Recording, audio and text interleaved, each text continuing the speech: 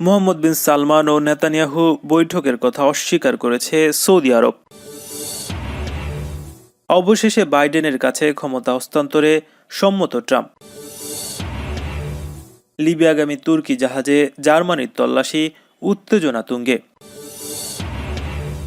আমিরাতে আইন সংস্কার, ব্যবসার শতভাগ মালিকানা হতে পারবেন বিদেশিরা। আফগান যুদ্ধে হতাহত 26,000 শিশু। এবার প্রশাসনে যাদের মনোনয়ন দিলেন জো বাইডেন। আক্রান্তের সংস্পর্শে এসে কোয়ারেন্টিনে স্পেনের রাজা। এবং মসজিদে চুমু খেয়ে ঢুকলেন আজেরি প্রেসিডেন্ট, রাখলেন কোরআন শরীফ।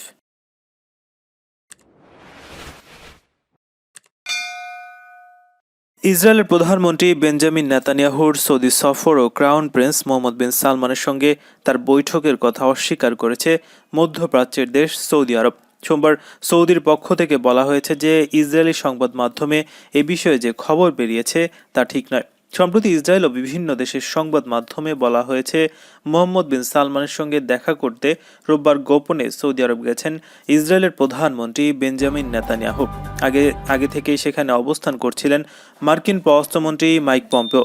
পরবর্তীতে পম্পেও এবং ক্রাউন প্রিন্সের সঙ্গে নেতানিয়াহুর বৈঠক হয়েছে, কিন্তু এই বিষয়টি অস্বীকার করে সৌদির পররাষ্ট্রমন্ত্রী প্রিন্স ফয়সাল বিন ফারহান এক টুইট বার্তায় বলেন, আমি বিভিন্ন সংবাদ মাধ্যমের খবরে দেখেছি যে মার্কিন পররাষ্ট্রমন্ত্রী মাইক পম্পেওর সফরের সময় ক্রাউন প্রিন্স ও ইসরায়েলের কর্মকর্তারা উদ্দেশ্যমূলক বৈঠকে অংশ নিয়েছে, কিন্তু এ ধরনের কোনো বৈঠক অনুষ্ঠিত হয়নি। ওই বৈঠকে শুধুমাত্র যুক্তরাষ্ট্র এবং সৌদির কর্মকর্তারা উপস্থিত ছিলেন। ইসরায়েলের সর্বজনীন প্রচার মাধ্যম কান ও অন্যান্য সংবাদ মাধ্যমে বলা হয়েছে রোববারও বৈঠক অনুষ্ঠিত হয়েছে। কয়েক সপ্তাহ আগে সৌদির ঘনিষ্ঠ দুই মিত্র দেশ আরব আমিরাত এবং বাহরাইন ইসরায়েলের সঙ্গে সম্পর্ক স্বাভাবিকের চুক্তিতে পৌঁছেছে। এর মধ্যেই সৌদি ইসরায়েলের দুই শীর্ষ নেতার বৈঠকের কথা সামনে এলো।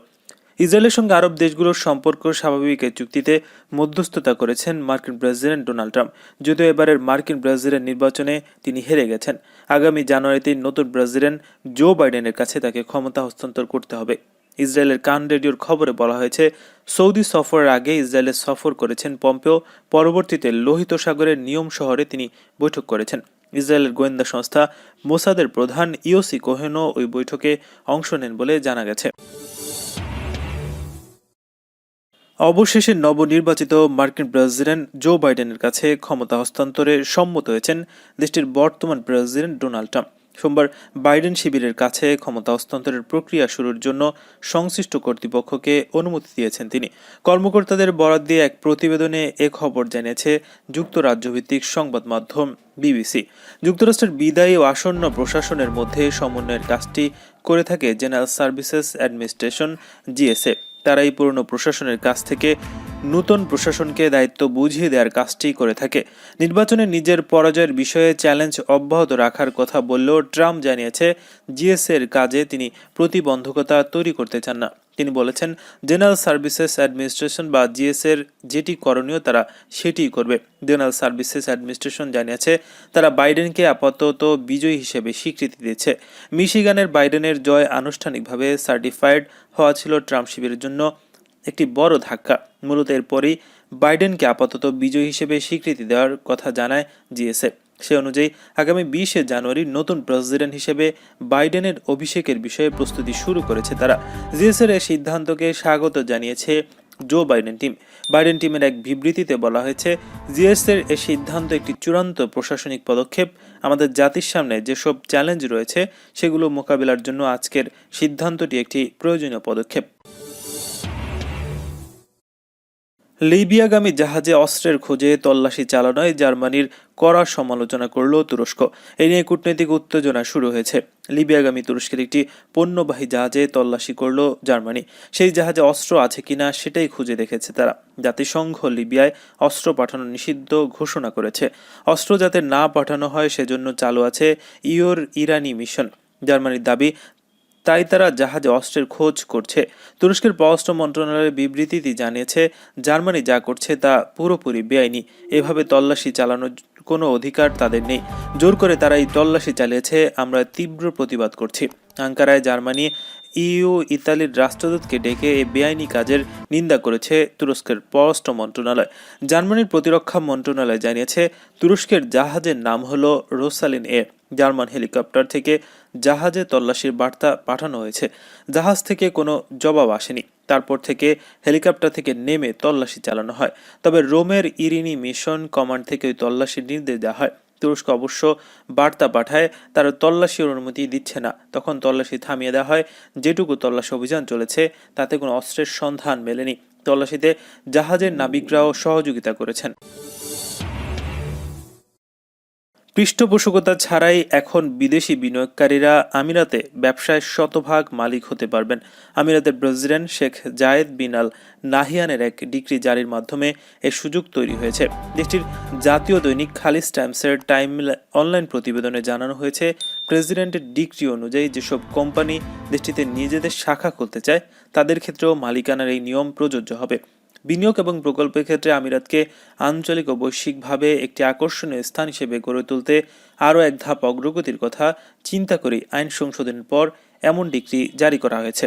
2015 সালে প্রণীত বিদেশি মালিকানা সংক্রান্ত আইনের 51টি ধারা সংশোধন করে ডিক্রি জারি করা হয়। আশা করা হচ্ছে আইন সংস্কারের মাধ্যমে বিদেশি বিনিয়োগের জন্য আরও আকর্ষণীয় স্থান হয়ে উঠবে আমিরাত। এতে ব্যয় হ্রাস ছাড়াও দেশটিতে ব্যবসায় প্রতিবন্ধকতা দূর হবে জানিয়ে খালিজ টাইম লিখেছে, এখন থেকে বিদেশিদের কোনো ব্যবসার ক্ষেত্রে আমিরাতের কারো চেয়ারপারসন হওয়া বাধ্যতামূলক থাকছে না। কয়েক দফায় নতুন মন্ত্রিসভার মনোনয়ন ও হোয়াইট হাউসের কর্মকর্তা নিয়োগের ঘোষণা আসার পর যুক্তরাষ্ট্রের নির্বাচিত প্রেসিডেন্ট জো বাইডেনের প্রশাসন এবার একটা আকার পেতে যাচ্ছে। নির্বাচনের ফল পাল্টে দিতে প্রেসিডেন্ট ডোনাল্ড ট্রাম্পের ব্যর্থ চেষ্টার পর বাইডেন ও তার টিম জোরে সরে এগিয়ে যাচ্ছে।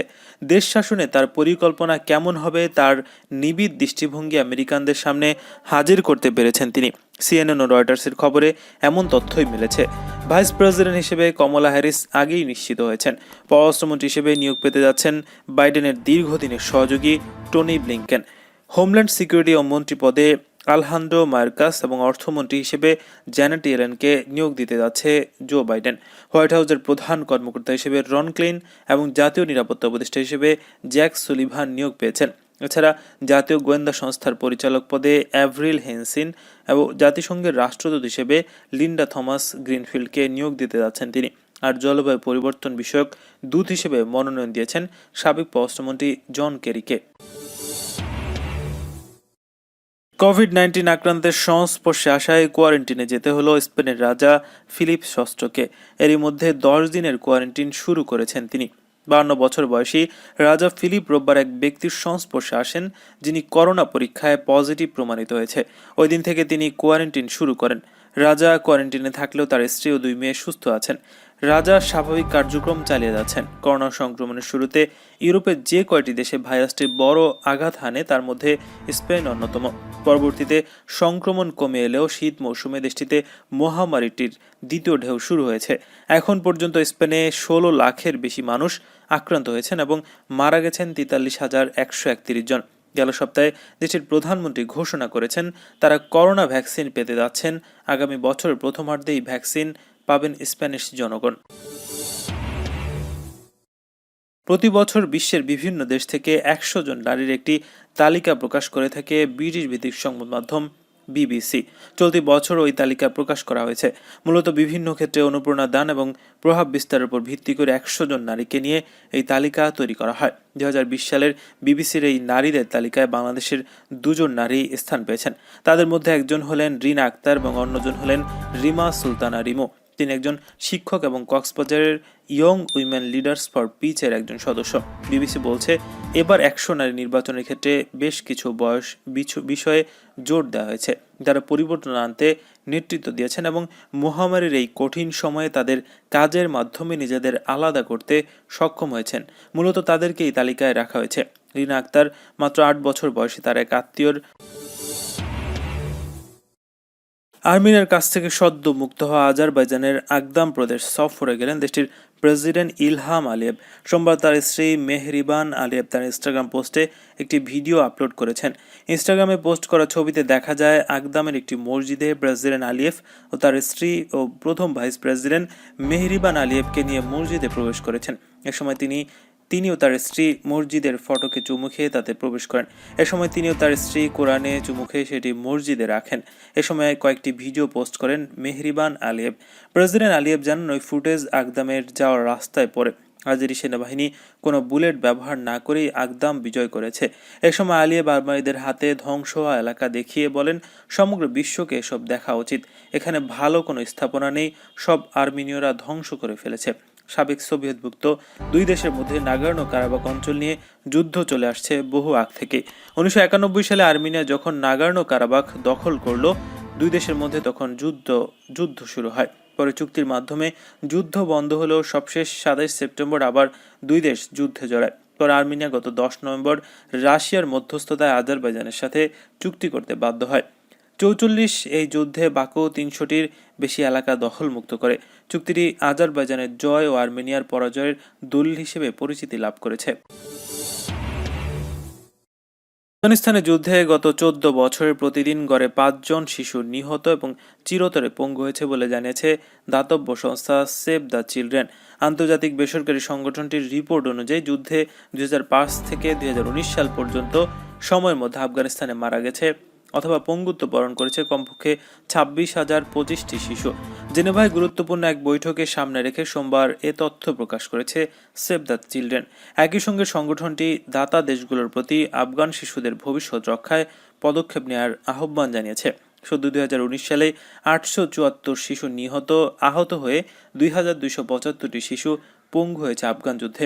এর আগে আফগানিস্তানের জাতিসংঘ মিশনের প্রতিবেদনে বলা হয়েছে, চলতি বছরের প্রথম 9 মাসে 5,939 বেসামরিক লোক হতাহত হয়েছেন দেশটিতে। এদের মধ্যে 31% শিশু বলে জার্মান বার্তা সংস্থা ডয়েচ প্রেস এজেন্টাস জানিয়েছে। আফগানিস্তানের শান্তি প্রতিষ্ঠায় দেশটির সরকার, তালেবান, যুক্তরাষ্ট্রের মধ্যে দীর্ঘদিন ধরে চলছে আলাপ আলোচনা। তবে সাম্প্রতিক সময়ে আফগান সরকার ও তালেবানের আলোচনায় স্থবিরতা দেখা দেওয়ার সহিংসতা বাড়ছে। ইতিমধ্যে যুক্তরাষ্ট্র দেশটি থেকে নিজেদের সেনা উপস্থিতি কমানোর ঘোষণা দিয়েছে।